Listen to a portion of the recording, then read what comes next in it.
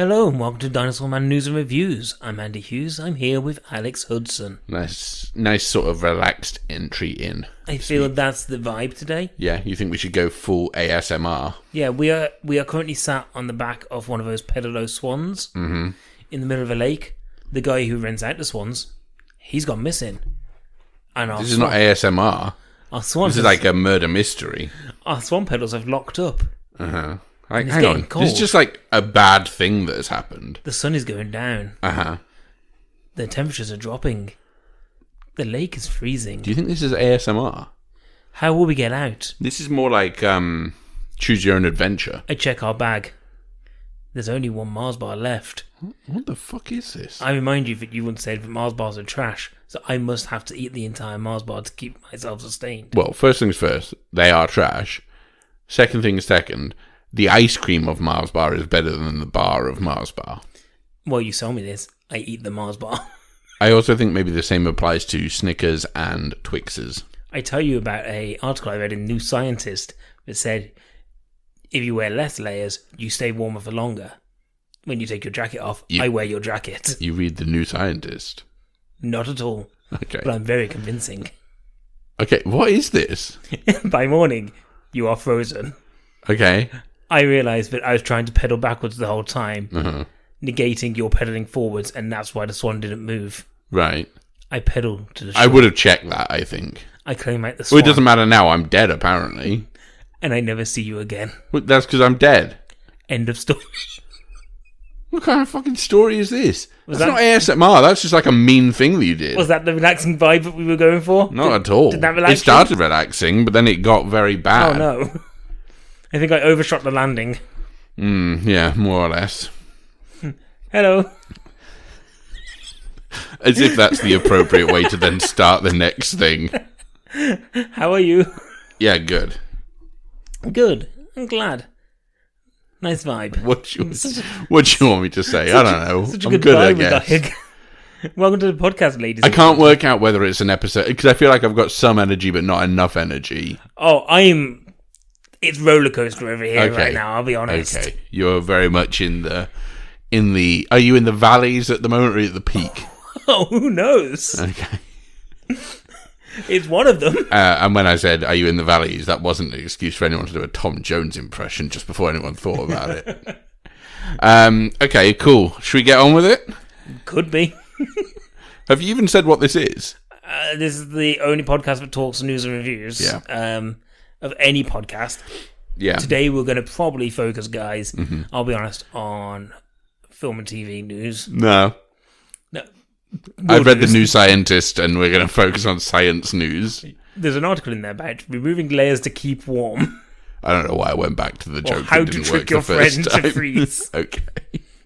By Andy Hughes. I write for The New Scientist now. Uh-huh. That is a magazine, yeah? Do you write in just like the joke section? You do the funnies. Oh yeah, there's me and a monkey they gave a crayon to, and they tried to see who writes the worst You do like a article. Garfield cartoon for them every week. Yes. Looks like I got a bad case of the Mondays. And then the little thing comes up and says, statistically, Monday is actually the happiest day of the week. As proven by this scientific report. Statistically, a cat could not eat that much lasagna. I don't know. Garfield can pack away a hell of a lot. And he likes coffee as well. Coffee, lasagna, and he hates Mondays. Hey, I think actually I am Garfield. Starring Will Smith. I am okay. Yes, okay. I am Legend. Welcome to the podcast, guys. We did it with news and reviews. Why would they keep it switched on at this point? We've given them zero reason to. I feel that the episode started like an episode of Serial. Yeah. A podcast I've never listened to. Wait, hang on. Is that what you were trying to do? You were trying to do a parody of Serial? I don't know. I've never listened to Serial. Adnan was in prison at this point, so he couldn't have done the murder. Is that how it sounds? I think so. The voice of the lady is like, oh, hello there. Why is Lloyd Grossman the voice? Honestly, if you listen to the... I don't remember who the presenter is, mainly because I'd never really paid any attention to it, because I thought, there's only one podcast, and it's Dinosaur Man. And you went, everyone else has listened to it, so I don't have to. Well, like... at the end of the day, if I've missed out on one of the greatest podcasts of all time, then the Joe Rogan Experience. Then I guess the joke's on me, because I've missed out on one of the greatest podcasts of all time. And yet no one respects podcasts, as we know as long-time veterans of the podcasting world. But welcome to the podcast, guys. Thank you for coming back. I hope you enjoyed our little weird adventure last week. I feel like this year is like our 10th anniversary in podcasting. It's definitely not. It's the 10th anniversary for me of podcasting, because I started doing it with Tom Saunders 10 years ago. It was in the December of 2011. No, it wasn't. It can't have been. It must have been 2012. Okay, I've got one more year before I've got a decade in podcasting. Glad we covered that. We started. Those episodes were much better than these, because they required me to be not really awake, I guess. I just had to read a newspaper at like 10 in the morning and then talk about stuff. Well, we started this in 2015. Too many years ago. But also not enough, because we're going to keep going until 2035. Can we tell them now the last episode's title? Andy died, so podcasts end. Oh, I had it down here as The Rise of Skywalker. Welcome to the podcast, though, guys. This week we talk news and reviews. What will we be reviewing, Alex? We will be reviewing The Vigil, The White Tiger, and Willy's Wonderland. We'll also have our regular segment, Wonder Watch. But also, that's Wonder Watch, for anyone who couldn't understand my slightly breathy attempt at it this week. I mean, the breathy .wav file that I had to pull up. But also, we will talk some movie news. But before we get there, before we do the reviews, we must go for a little jaunt down the avenue they call gaming news. Okay, so gaming news. The title of the article, Diablo 2 Resurrected. Won't reinvent the wheel when the circle was already perfect. There's your story. I don't fucking know anything about it. I'm just going to get rid of it. You didn't even read the story. Diablo 2 Resurrected is coming out. Yeah. And it's not going to reinvent the wheel because the circle is already perfect, guys. I see. I like Diablo 3. Well, this is Diablo 2, so you probably hate it because it's not as good as Diablo 3. And obviously your favourite Diablo is Diablo Cody. I think, you know what?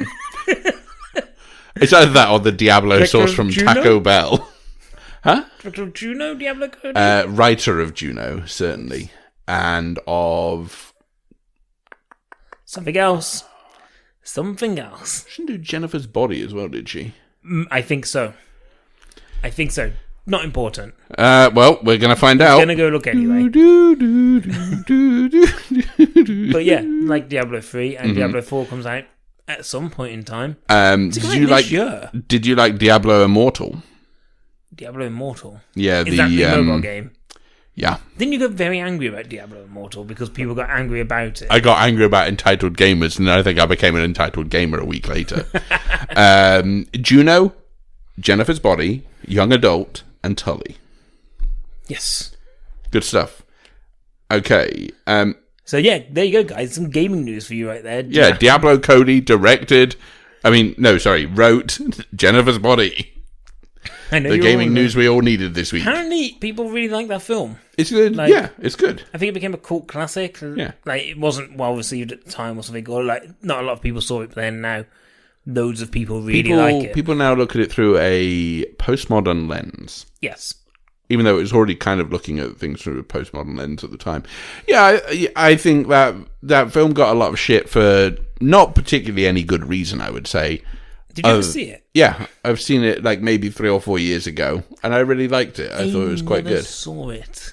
So that's that. Shall we talk some movie news? Yeah, why not? Now that we found out about Diablo Cody. Okay. Being the perfect circle. Okay. Diablo Cody hosting the Oscars. Not really. Where do you want to start? Well, we'll start with news and then we'll move on to trailers. So, Gareth Evans, director of The Raid and The Raid 2 and Apostle? Is that him or was that Gareth Edwards? Okay, guys. The classic game of, am I thinking of Gareth Evans or Gareth Edwards? Why have I? Yes. Edwards was Godzilla. Gareth Evans did do Apostle. Of course he did. Anyway, Gareth Evans has signed an exclusive deal with Netflix, and his first project is going to be Action thriller Havoc, starring Tom Hardy, written and directed by Evans. The story is set after a drug deal gone wrong. They very rarely go right in cinema. When a bruised detective must fight his way through a criminal underworld to rescue a politician's estranged son, whilst unraveling a deep web of corruption and conspiracy that ensnares his entire city. So much went on right there. So he also did Gangs of London, which I saw the first episode of and really enjoyed, and then never watched any more of. Cool. I think he does action very well. Did he direct Gangs of London, or did he just create it? I think it was one of those where he directs the first episode, and I think he definitely was listed as creator, wasn't he? So that's that. He's a very good action director. I really like stuff that he's done. Mm-hmm. It's important to note that he isn't Gareth Edwards. Yes, he's a different person. Does it say that in the article? It actually says here, amendment. This originally was, every mention of Evans was originally Edwards in this article. It says we had a real Evans-Edwards situation. We've all been there. You know what? Too many Gareths in Hollywood now. And I don't think anyone thought we were going to say that sentence ever. Who was the last famous Gareth? Gates. Don't have the same initials. That's, like, we as a podcast have always said, never have the same initials. Yeah. And also, don't get in our heads and mess around with our brains so we become completely incapable of differentiating two different individuals. If you're going to be called Gareth Edwards, don't be jumping inside my brain and rewiring it so that I think you're Gareth Evans. But, yeah, The Raid and Raid 2 are really good films. And I'm kind of glad that he's very kind of... His action isn't complicated, and that's what I like about him. Yes. And what I saw of Gangs of London shows that he can do gritty crime. Maybe I'll watch the rest of that at some point. Maybe at the same time I'll watch the rest of Watchmen. Cool. Moving on. Yeah, what else you got for me? So, DC Comics. Yes. The Flash movie that's happening, allegedly. Is it, though? Mm-hmm. It's not, but it is. Andy Machetti's Flash. Yeah. Coming out sometime between now and the end of time. Has cast a new Supergirl. Young and the Restless actress Sasha Calle will make a debut in the upcoming Flash film. Mm-hmm. One thing to note from this is DC put on Twitter a video of her getting the news from Andy Muschietti. Incredibly wholesome. Mm-hmm. Just really nice to see somebody kind of find out that they've got a role that really could potentially change their career. Let's just hope it isn't a 2-second cameo in a film that leads nowhere because they have to basically shut down the entire universe again because maybe Justice League gets received poorly. Who knows? But yeah, I didn't realise Supergirl was going to be in The Flash. I don't think anyone did. So I was more surprised at that news than somebody's being cast. But yeah. Chosen from more than 425 actresses who auditioned. Muschietti watched all the auditions and was blown away by the actress's toughness and vulnerability that she brought to the role. Yeah. I saw more than 400 auditions. All right, mate, we've all seen auditions before. I don't know anything about her, so I'm going to have to trust him. But that's a lot of auditions to watch. Hey, found all the kid actors for it, so, you know, if any kid actors are out there... You could have been Supergirl. Yeah. What you're saying? Yeah. How unfair on Beverly from It. We all remember beloved character Beverly. Sophia Lillis. I'll take your word for it. She was in Uncle Frank. Uncle Frank, yeah. So she's done all right. She's done Supergirl. Oh, who you got to remember? Supergirl or Uncle Frank's niece. Do you remember the character's name? Beth. Betty? It was Betty, wasn't it? I'm sure of it. Anyway, moving on. So that's that. Adam Wingard. He's going to direct a sequel to Face Off. Yeah.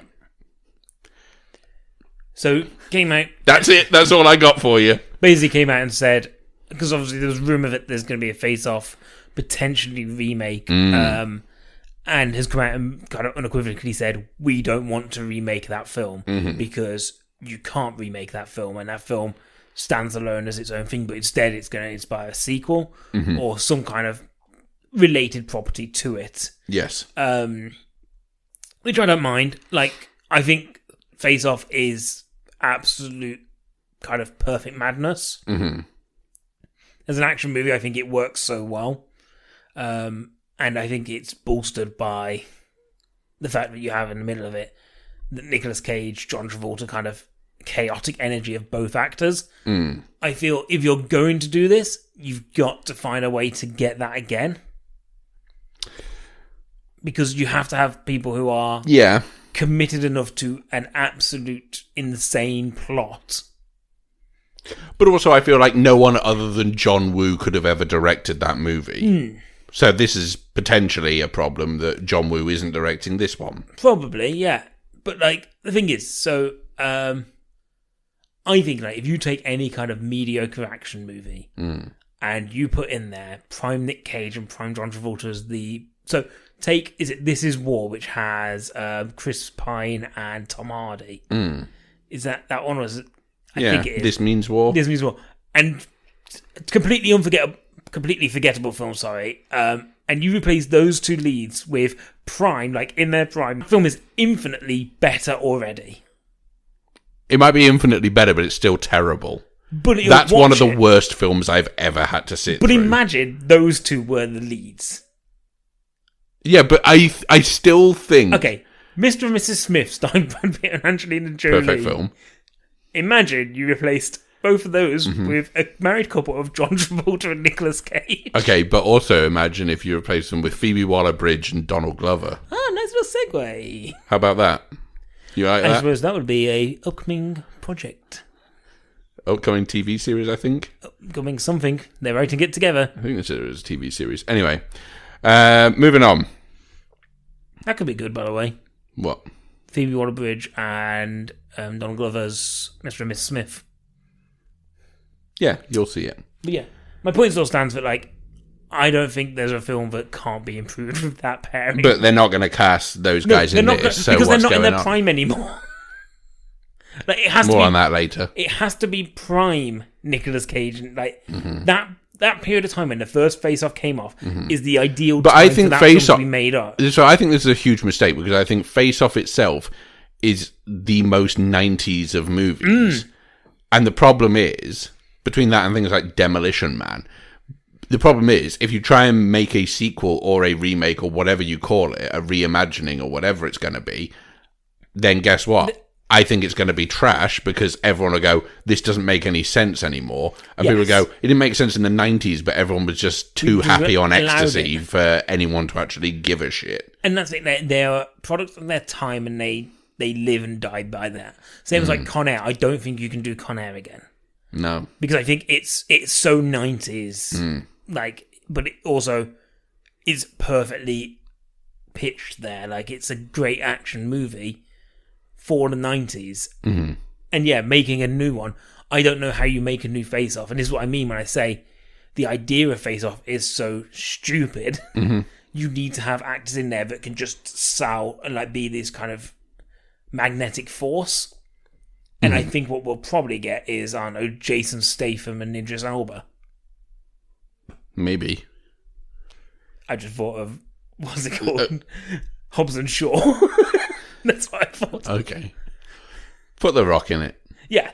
It'll be The Rock and Jason Statham. And Put Jason The Rock in it Statham's so face it is actually small. makes money. Jason Statham's face is too small for The Rock's. It'll be... Hang on, so Wingard's just finished up on Godzilla vs. Kong. The Rock's giant body and his tiny Statham just in the middle of his face. I think it'll be Millie Bobby Brown and Kyle Chandler. Perfect. What if it's Godzilla and King Kong?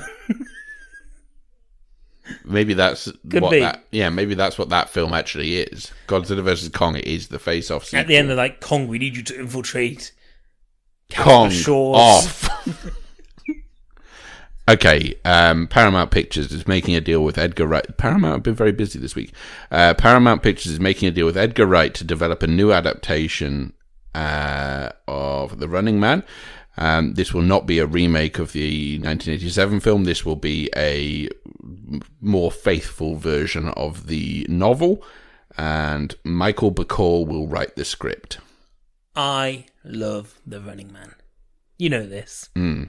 I love that film. Mm-hmm. I think it is, once again, silly. But I saw that probably far too young. Mm-hmm. It was in that period of time where my brother would just keep showing me action films that, like, I probably shouldn't be watching.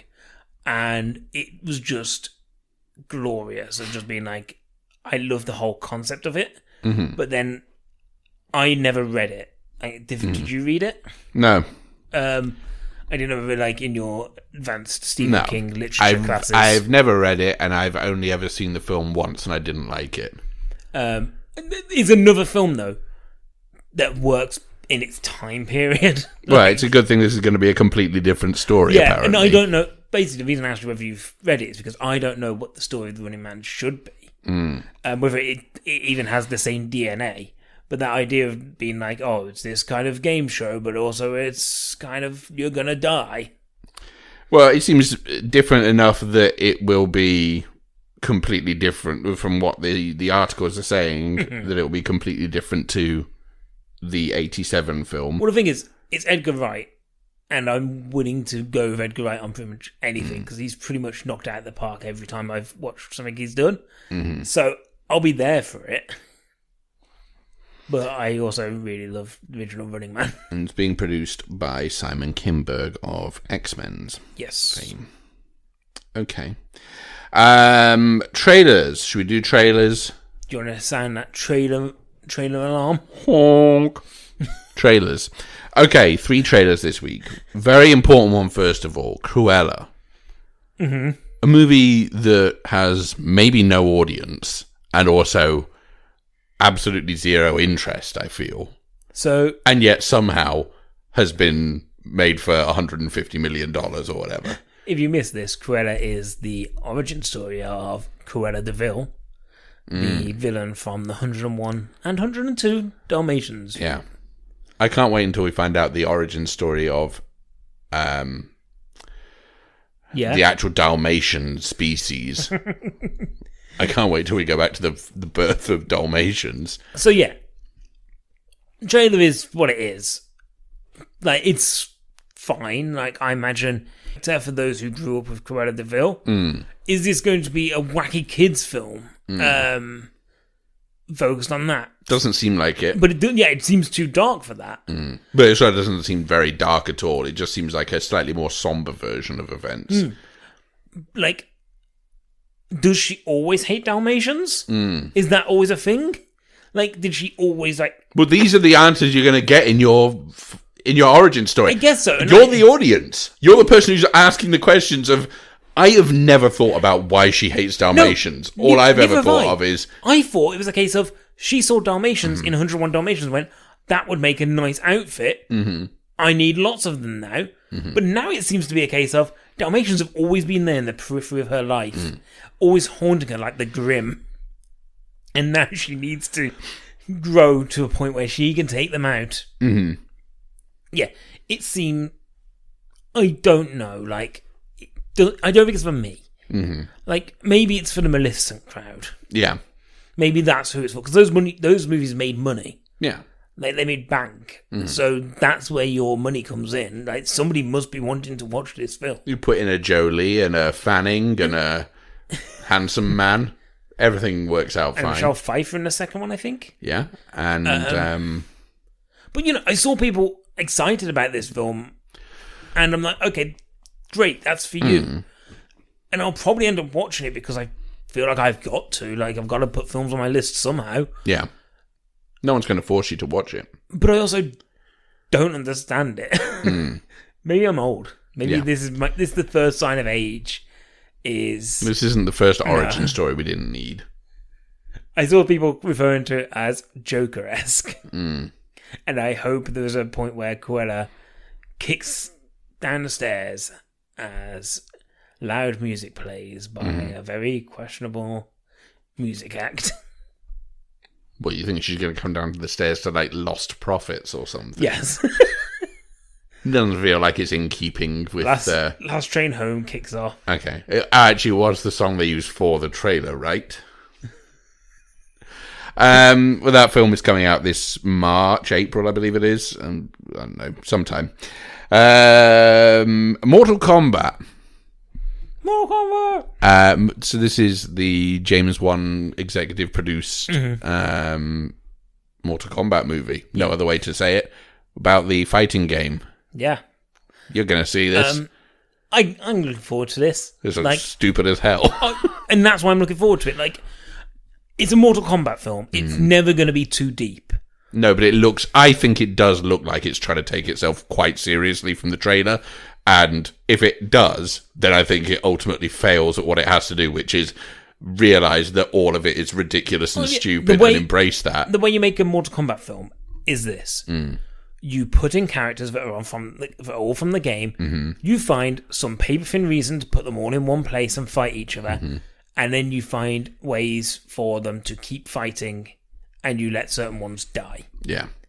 That is how you make a Mortal Kombat film. Kind of feel like I've seen the film already just from the trailer. Because they've got all of that in there, and they've got all the iconic lines. You put in multiple fatalities. Finish him. And you make it R-rated. That's how you make a Mortal Kombat film. And at the end, you have... What's his name? Big beastly guy who wears the suit of armor. Shere Khan? Or is that the guy from Jungle Book? I mean, he is from Jungle Book, but I don't know if he ever crossed over into Mortal Kombat. So I can't remember what his name is. Okay. But basically, the guy, Shansung, I'm just going to name stuff and I don't know whether that's right.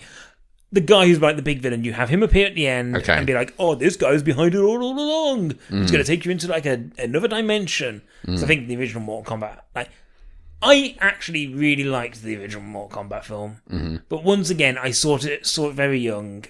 And I was like, oh, it's kind of like a little bit more gruesome. It's a bit more horrible. But I also loved Mortal Kombat as a kid. Like, I loved the whole kind of, like, the get over here and all that kind of stuff. So, I really like the fact that they're doing this again. And I really hope it works. Like, the great thing about the film is you've got a cast full of martial artists. Full of, you've got loads of really great stunt coordinators working behind the scenes, and you're willing to go, okay, these people might not be, we're not putting somebody like, I don't know, Tom Hardy in this just to get a name through the door to get people in. Instead of going, well, actually, no, we're just going to put people in who are good at their jobs. And that's exciting, and that could really work. And I hope it does. Do we know anything about the director? This is his first film, isn't it? Is he a stunt director? I don't know. Because my worry would be, it doesn't matter how many good, stunt coordinators you've got working on a film. If you cannot direct action, then that will be the kind of telling piece, won't it? And I guess we won't know that until we get the actual film, because you're right. It's no matter what you do with action, if you can't film it. And this goes back to Gareth Evans from earlier, as a director who can direct action incredibly well, and I think he's got one of the best eyes for action currently. I suppose having somebody like James Wan involved helps. I mean, on an executive producer level, so we have no idea what that means. But what I mean is that I know he can direct action. Like, I've seen him be able to do, set pieces in action before. In Fast and Furious. Yeah. So we know he can do it, so maybe that will help. But, like you said, that is your big question here, is it's good having all these pieces in place, but can they actually work together, and can you make it work on screen? Maybe. As long as you've got the characters saying their lines, people will be happy. And that's all. I don't think people even care if it's good action. I think people will just like it when they hear things. I saw people pointing out that they're at least doing inventive things with powers and stuff in the trailer. And that's, I think, what people want. You've got multiple powered heroes and villains here. let them do interesting stuff, and people will allow it. I watch this, and I'm kind of excited for it. And I hope it is what I want it to be, because I know it's not going to be... It's not an Oscar winner. It's not going to be award category film. But what it will be, hopefully, is fun. And that's all I want from this. And if it hits that mark, then it's done its job. Might be after some awards, you never know. Speaking of hope it's good, Justice League, the Snyder edition, or whatever it's going to be called now. I mean, look, this trailer came out last week, and we watched it and went, oh, okay, so all it really is just an excuse to bring Jared Leto back. It's an expensive way of bringing a person who was pretty much derided by 95% of the community, and then not derided by McCormack, weirdly. Yeah, I mean, look. I've got a big problem. They've only shot 4 minutes of footage. We know that, and it's all Joker footage. We know that. We know that 900 hours were left on the cutting room floor first time round, and Justice League ruined everything. We all know that now. But right, so first of all, the problem is everyone's hating on Joss Whedon for the wrong reason. There are plenty of reasons not to like him, but not because he ruined Zack Snyder's vision for a stupid comic book movie. And there are much worse reasons. Yeah, much worse reasons. Quite highly publicized this week. Go check them out. But, that's my first issue, which is this fan base is one of the worst fan bases of all time. Okay. It's up there with Star Wars, I think, in terms of just toxic, toxic assholes everywhere. Okay. But the movie itself, let's talk about what happened in the trailer. Mm-hmm. We're getting more Steppenwolf. And they've redesigned him so he doesn't look so silly. Now he looks like a Transformer, so he must be good, because those films are good. More Darkseid. Well, more Darkseid than the... did we get any Darkseid? I think was maybe we got a shot.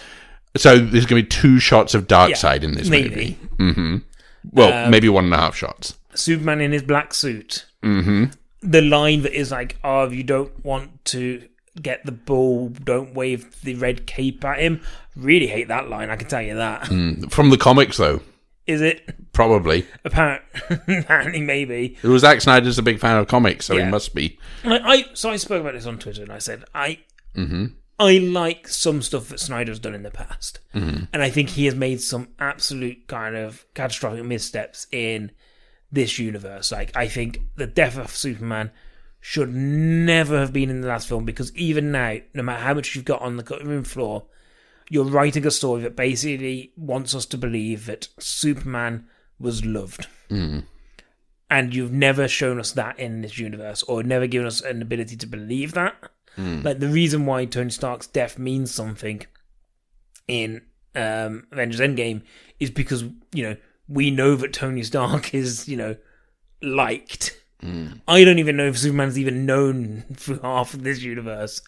And to put in that storyline, you've wasted an opportunity to do something really great, because the death of Superman is a really important story, and it seems like you've kind of jumped the gun. But saying that, if he can make that storyline work and make it so that this means something in this universe, then great. This is a success for me. I think he has the ability to pull something out of the bag here. Mm-hmm. And, it's a 4-hour running time. It's a hell of a long movie. You're going to be able to get a lot of stuff in there. It's just, can you sustain my interest for that period of time? I don't know. No one is ever going to be able to complain about how long The Irishman was, by the way, after this movie comes out. Well, the thing is, this is double the length of the theatrical cut that we got in the first place, yeah? Yeah, well, I think just under double, because I think the first cut was 2:20 or something like that, wasn't it? I saw something saying, apparently, he went to Warner Brothers a 7-hour cut to start off with, and I'm I can't believe that's true. But, he must have, because remember, only 4 minutes of additional footage has been filmed for this. I want, in a way, I want this to be good. I do want it to be good. Mainly because I'm going to sit through 4 hours of it. And that's the reason why. Yeah, it'd be a real shame if that was a waste of time, and I've wasted my time on this movie twice then. We will watch it. Mm-hmm. We're not happy about it. I'm interested to see what changes. The thing is, because this is a completely different movie, it will be eligible to be worst of the year if it is terrible. Well, the thing is, it seems like... Which means that it could be my worst of the year twice in a row. Well, not twice in a row, but, twice for the same film. The basics of it is, it feels like a damp squib of a film because it means nothing. It's inconsequential. Like, anything you set up in this film, it will not be revisited. Sets up Supergirl, maybe. You never know. Maybe, but, it does... So, that universe, basically, you threw it away and you started again. You've basically forgotten Justice League. Mm-hmm. So, even if you set up these kind of interesting plot lines, unless Warner Brothers are going to keep throwing money for you to keep doing HBO Max stuff... It means nothing, and this whole thing means nothing. It's going to set up Wonder Woman 1994, where she's one of the minds behind creating Friends. So that movie's coming out in March on HBO Max in the US, and then internationally in local markets. I think it's going VOD and stuff like that. PVOD or through television providers. Anyway, moving on. That's it. That's all we got for that news. We did it. That is news done. Right, so movies. Yes. No! Sorry. I was about to remind you, but... Beloved section, Wonder Watch. Wonder Watch. We've been watching Vision. So we have seen episodes... 6 and 7. We've seen the first 5 as well before you start writing in. I can hear them tapping away at their keyboards already. And you haven't watched the first 5 episodes, so of course it doesn't make any sense. And remember, everyone, we know that in this segment we can't say anything. And at the end of this series... Ultimately, this is just 2 minutes where we go, a thing has happened and we can't talk about it because all of you will get butthurt about us spoiling it. So we still will do that episode at the end of the series where we round it all up. It'll be like the week after it's done. It'll be between 2 news and reviews. We'll do it then. Yeah. But we watch these episodes, and I think episode 6... Yes. Really strong. I thought it was really good. It was Halloween time. Yeah, it made me excited to kind of get to the next episode. I think 7 is a lot slower, and while it does set up some big things, I think as an episode it probably is a bit more kind of treading water. I can understand why people are upset, because basically there's a big reveal in episode 7. People are upset. People are upset because the big reveal in episode 7, they're like, oh, but we knew that. It's like, but of course you knew that. You've been researching every facet of this show since it came out. So what are they upset about? They're upset that it's obvious, but it's like, it's only obvious if you've looked into it. And the thing is, if you are there getting upset that the obvious twist that you've looked into is obvious, surely that just shows the quality of the writing to point you in a direction of it being there. Not everything can be a pull back and reveal, oh, this is something completely different. Do you get what I'm trying to say here? Why are they upset? Because it's obvious. They're like, oh, it's obvious that that's the reveal. Yeah, but okay. But can I just say a couple of things here? First of all, these guys need to get a life. Second of all, that's right, I'm speaking to you, you freaks. Second of all, okay, so we're upset that it's obvious. We're upset that it's this thing. We want our twist to be completely out of the blue. Okay, but at the same time, do you want... Okay, so if you would... Okay, so... Yeah. So this is going to give away one of the things that isn't the twist of this. Okay. So this is kind of a type of spoiler in that I'm going to spoil the fact that this doesn't happen in this episode. Yeah. But, for instance, if in episode 7 they had revealed that all of the events up until episode 7 were manufactured by a gigantic shrimp who wore a cape and called himself Shrimp Lord. Okay, now I'm infinitely more disappointed that isn't the case. I'm going to tell you now, that didn't happen. I, for one, would have loved that. It would have been But surprising. these fucking freaks would have been like, oh, well, Shrimp Lord's not a character from the comics. Yeah, of course he isn't. He's a fucking gigantic 600-pound shrimp. And my point is that... So say, for example, my dad was watching this. Your dad's watching this? No, but say he was, Oh, example. okay. He would be watching week on week. Yeah. And this episode, it would have been a huge surprise to him. Because he's not finishing the episodes, going online and Googling... I got news for you. Googling Your dad companies. is the moderator of the subreddit. My dad doesn't understand what Wikipedia is. So he's not looking into those things, and he won't be coming out of it going, oh, but it could be this character and this character. Oh, what if this character is this? Yeah. Because you are there and you are invested in this universe and you are like these super fans of like the comics and stuff like that, and you're looking this stuff up, you're only going to like not really spoil it for yourself, because at the end of the day, I had a feeling that I knew that this would be the case, but I still enjoyed the reveal. And it is almost kind of like, oh yeah, that actually makes sense that that is that character. But yeah, so you can't be upset that something is obvious, I feel.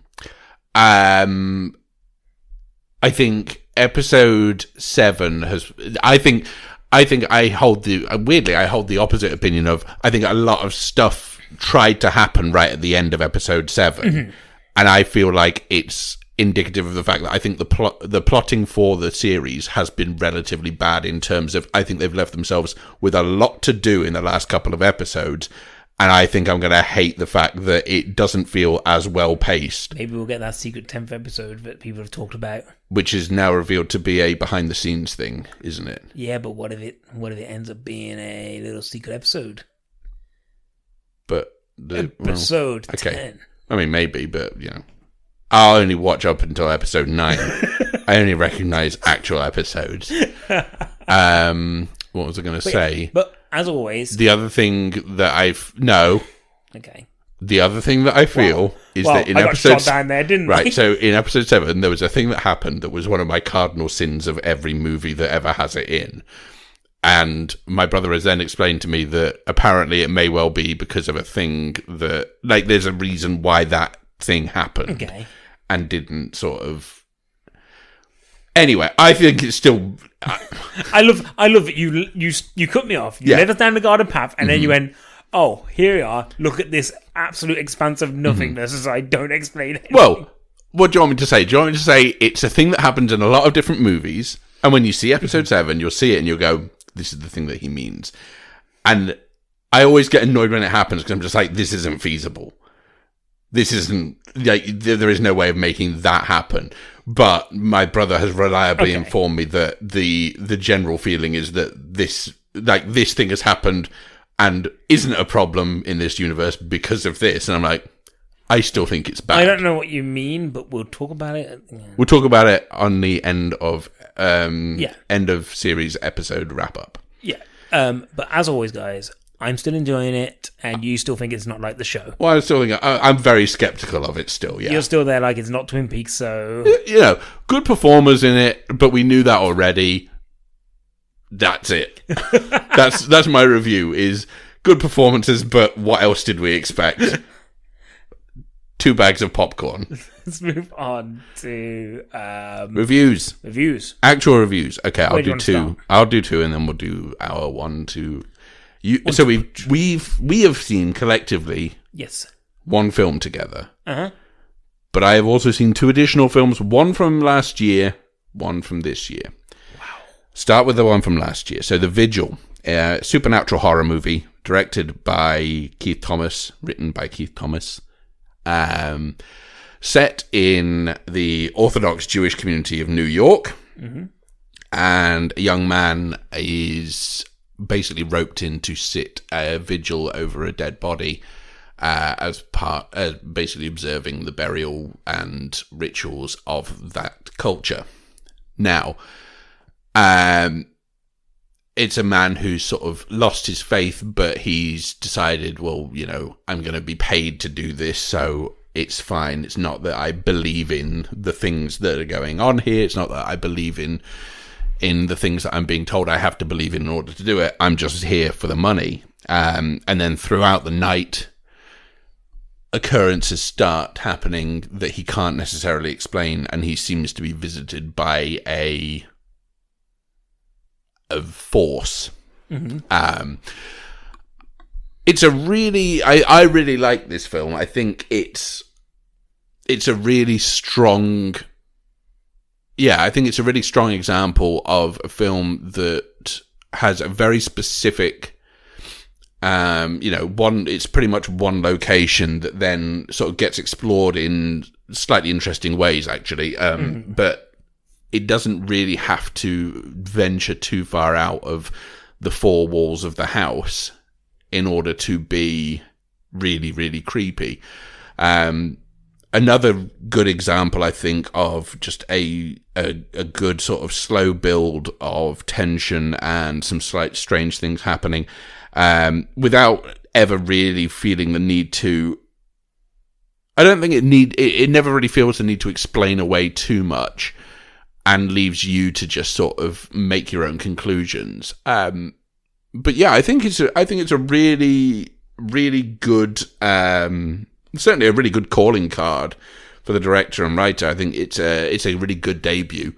So it came out here in July last year, and then is getting a release in the States. I think it is 26th of February. So in fact, this coming week. So if you're in the States and you haven't got it marked out already, it's actually, it's worth a watch. It's certainly in the UK, it's available on Netflix to stream. It's available to rent, and I think maybe buy as well on Amazon and other streaming services as well. But yeah, I really enjoyed it. I thought it was a good example of just a very sort of stripped down supernatural horror movie doing kind of what it needs to do and doing it really competently. I really, I was pleasantly surprised with how good it was. Okay. So that is The Vigil. I would recommend that, Anger. Yeah, I would recommend 100%. Right, moving on. The White Tiger. So this is on Netflix currently, and sort of being touted for a few awards come Oscars season. So this is directed by Ramin Barani, and this is from the book by Aravind Adiga, from the 2008 novel of the same name. So it's about a young man named Balram who comes from a small village in India, and basically through a series of events works his way up to be a driver for a relatively wealthy family who more or less own his village in terms of, so they come along once in a while and they'll take a third of everything that everyone earns. And he decides, right, well, the way to, he looks lifestyle, yeah. Bug's lifestyle. Yes, I actually don't remember Bug's life. The grasshoppers would come, they would take a large portion of everything the ants make as protection money for the ants. Hang on, but is Bug's Life different to Ants? They were basically the same film. They had the same plot? Probably. Because I remember the grasshopper. Who's the villain in? The grasshoppers are the villains in Bug's Life. And in Ants? Probably, yeah. What? They're basically the same film. Anyway, it's a real Paul Blart observe and report situation. So, where was I? I don't even know anymore. This train derailed. So they would come to the village. Okay, yeah. So he realizes that India as a country has a problem where, well, not a problem, but he identifies it as a problem to the majority of the population, that it's essentially, and he uses this metaphor throughout, that the greatest invention that India's ever come up with is this rooster coop. And he says, we can see what's going to happen to people like us, and we know that it's going to happen, but we never try to escape, and we never try to break that cycle. And what if you could? Mm-hmm. So he works his way to being a driver for this family, and then sort of a series of events then occur where he's trying to build a life for himself. I think this is a really great movie. I think, first of all, the performance in the central role by Adarsh Gurav is incredible. I think it's a brilliant performance. It's a really well-written, well-directed, well acted. No bad performances here, but certainly that central performance is incredible. And I think the script manages to balance comedy and sort of drama and crime stuff really well, sort of side by side. And I found myself laughing at it a lot more than I thought I might going in. And then really just enjoying the whole ride. And I think without that performance, it doesn't really, it may struggle to keep you if you don't invest in that character. But I think that central performance is so good that, you can't help but really enjoy it. I really like this film. I think it's certainly got a lot of potential it'll pick up some kind of awards, I would imagine. I wouldn't be surprised if it gets an adapted screenplay nod. But certainly that central performance is worth checking out the film just on the strength of that, aside from the fact that everything else is really good. But yeah, that's available on Netflix now. I think internationally on Netflix. So yeah, I think that's where you can pick it up. Great stuff. Would recommend. Now let's talk about a film that has another central performance that is endearing to watch. Okay, so Willy's Wonderland. So this is a film directed by Kevin Lewis from a screenplay written by G.O. Parsons, starring Nicolas Cage as our central protagonist of The Janitor, along with a cast of characters, basically a lot of teenagers who, hey, they're meatbags, they're here to get killed. They have numbers. So, do you want to do the story, or do you want me to do the story? You go for it. You've got it there. Okay. So, story is, Willy's Wonderland is this sort of Chuck E. Cheese type place, a sort of place where kids would have parties, and there's these animatronic creatures. Animals, I guess. Yeah. And a guy, Nicolas Cage in this case, gets his tires burst by a road spike strip, and has to get his car repaired. But he has to stay the night, and to get it for free, then all he needs to do is go in and clean up this place, because they're fixing for the reopening of this sort of defunct party pizza parlor place. Mm-hmm. And hey, if you clean up, we'll come back in the morning, we'll have your car fixed for you, and you don't have to pay for anything. Sounds too good to be true. Could it be? Mm-hmm. Could it be that there is maybe some kind of evil within this? Could maybe the animatronics be trying to kill you? Mm-hmm.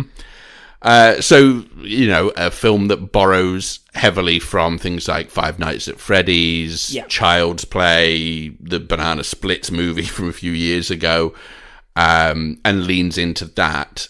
Very much a movie that I think was made because the tagline of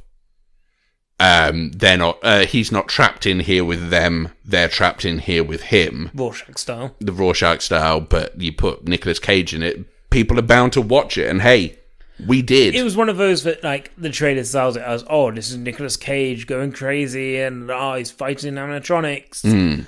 And it's a film that decides that's its selling point, and then doesn't live past that concept. Having this kind of silent protagonist, Nicolas Cage, kind of swanning around as this cool guy he's got quirks about him that you don't quite understand and you'll never know, but it's just the kind of stuff that he does. Mm-hmm. But at the same time, at no point did I believe he was as cool as they were trying to write him. No. I didn't believe he had that swagger. I wasn't intrigued by the things that he did. No. There's one bit in there where it's just like, we've put this in here just to have him dance. Mm-hmm. And, like, it's kooky. I think there's elements of the film I like. Mm-hmm. Like, I do like its kind of, in a way, I kind of like how it sticks to its concept and how it tries to be inventive. And there were definitely moments that gave me a couple of chuckles where I was like, okay, yeah, cool. Mm.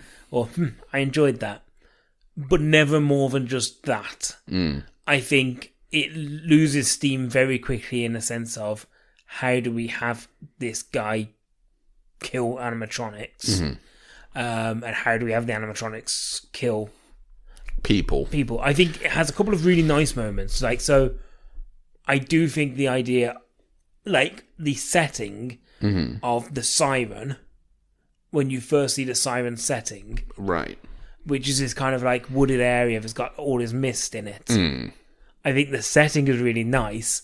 How they utilize the animatronic is bad. And I think that's the problem with this film, is a lot of the times you can go, oh, I can see what you're trying to do here, but your execution is bad. Yeah. Yeah, I mean,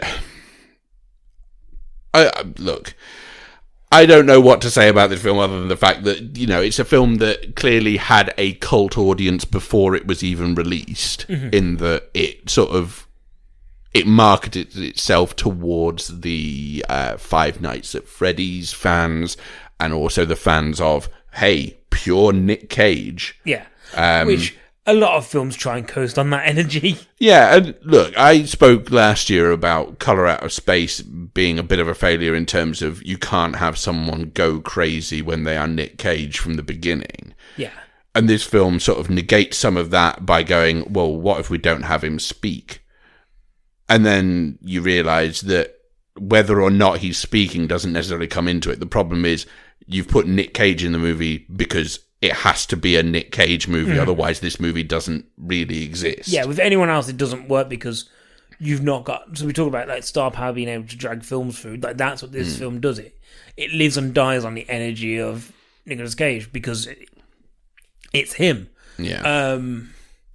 Like, I think the script is awful. Yeah. Like, laughably bad. There's no reason for any of these people to even know or like each other. Yeah. I remember when so there's a group of teens who all come into a room, and I said, I hope the script gives me a good reason why these people even know each other, because it's obvious that they wouldn't. Almost like you've never watched a horror movie before.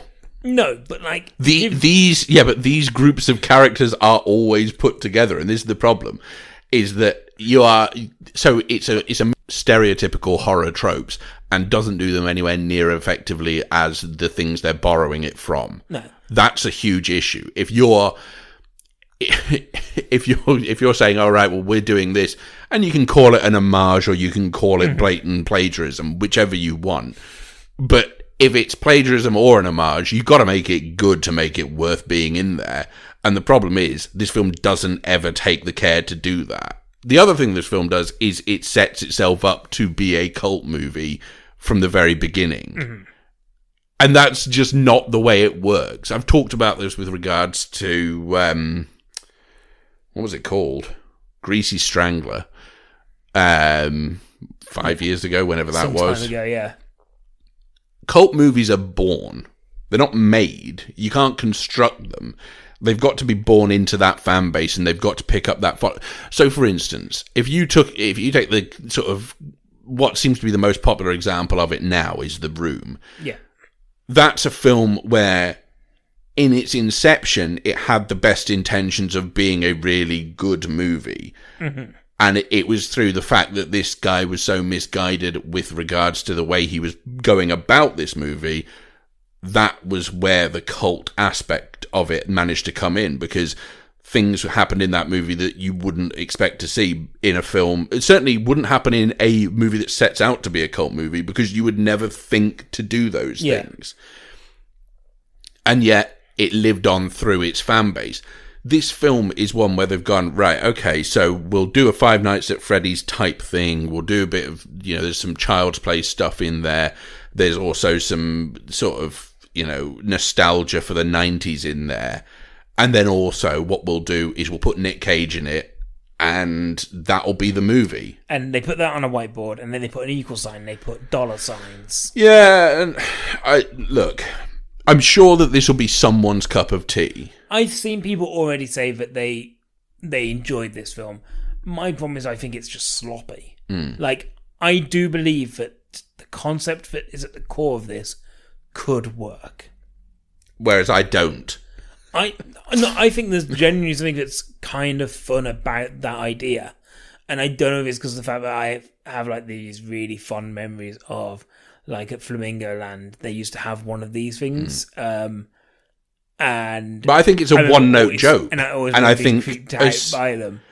I think it's a one-note joke that if you don't find it funny first time round, it's a really long slog. And if you do find it funny first time round, by second time round, you might still find it mildly amusing. It's diminishing returns. And this is what I mean. I didn't find it funny first time round, and therefore I was bored out of my skull with it. Well, I kind of, when that first one happens, I'm like, okay, I see what this is. And I'm like, but so this also leads into something we've already talked about, which is the director doesn't know how to direct action. No. He knows how to direct quick cuts. Or certainly is edited in a very sloppy way. Yeah. The whole film is directed and edited with the style of trying. It's a thing that a lot of these sort of movies try and go for, which is have a visual style that's a lot of sort of flaring lights and have, a lot of CG blood splatter everywhere. I fucking hate CG blood splatter. Bad. It's one of the it's a really terrible example of it, because I just feel like, look, I appreciate it can be a cheap way to get the result you want, but the result you want isn't to make everything look fake. Like blood squibs are an art, and I really wish they were used, or even just like practical blood. But I got to the point where I was just like, the thing is, I've seen a lot more of this type of movie than you have. So maybe that's part of it. Because I think this is one of the laziest examples I can think of this type of B movie. I get that. The thing I put it up to was, I was like, okay, well, Greenland a couple of weeks ago that we reviewed, I didn't enjoy, but I still enjoyed it more than this by a considerable margin. Why is that? Because even though it was following the tropes, at least it was doing the tropes competently. Yeah. This is doing the tropes, and it's doing them in the most slapdash, lazy ways. And I was just like, well, this is a film that has been sold on the premise of, hey, wouldn't it be good if we got Nick Cage to do this? Yeah, it would. Okay, send him the script and see if he likes it. And then he did, and then he also liked it so much, he became a producer, so it actually got a release. That's it. Yeah. And you can tell. Because everything is geared towards, everything has to be around this character that no one cares about. You can't have a cult movie like this, a movie that is made to be a cult movie, and then also go, oh, but by the way, the characters you will not care about. You mean you didn't care about the fact that he has some punch drunk that he has to keep drinking all the time?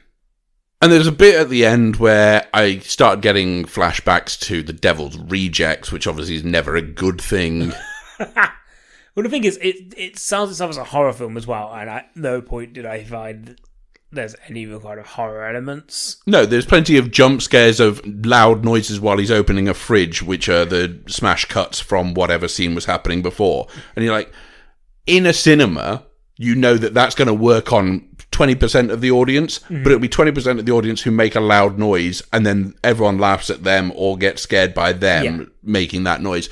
I don't know. Look, what do you want me to say? It's terrible, and it's a pretty awful film. Would not recommend. Worst film of the year so far, but hey, it's still early days. Yeah, I agree. It's lazy. Like, it's a lazy film. It could have... I do genuinely believe it could have been something better. I know that you may not agree, but I think it could have. And once again, I think... if you title it Child's Play, yeah, maybe. The biggest crime is when you give me something that I go... The Banana Splits movie is better than this, and that's still terrible. Maybe I should watch that. No. But yeah, wouldn't recommend. Like, what's the point in it? Like, what's the point in anything, guys? That's the real question. Okay, well, what a way to end the episode. As always, you can find us on Facebook and on iTunes or whatever. You like The Vigil. There we go. Yeah, I like The Vigil. And I like The White Tiger. The White Tiger is my best movie of the year so far. My best movie of the year so far early days. Is Wonder Watch. So, as always, guys, you can find us on Facebook, Twitter, contact us on Instagram. Twitter, guys. Like, if you want to get in contact with us, Twitter. Delete everything else. Like, I haven't been using anything We're else. Twitter like, exclusive. Pretty much, because it's the only place where I actually... We're in a closed relationship with Twitter do now. anything on. So, if you want to contact us about anything... At DinosaurMan15. Johnny Neves did the theme song. This time it was good. And this time it was his birthday. And again. That's a song from Willy's Wonderland. The problem is... I couldn't remember the lyric. You've given the audience absolutely no context for that at all. No. Normally... When we've done that thing of, and this time it was this, it's usually a callback to something we've discussed earlier in the episode. But because we've never mentioned the fact that there are songs in it, there's a birthday song, and I literally only know the first bit. Okay, as always, guys. Thank you, Alex, for being the host. Thank you for also hosting. You can find us wherever you find stuff. Wherever you find podcasts, give it a subscribe, give it a like, and until next time. Don't have anything. I don't have anything. No. This can't be how we sign off. Get it not? I guess so, maybe. Yeah, fine. It's your birthday. Huh? Too late. It is now. Bye. It's your birthday, guys, and watch out for the animatronic dinosaur man who may be coming to eat you. Dinosaur.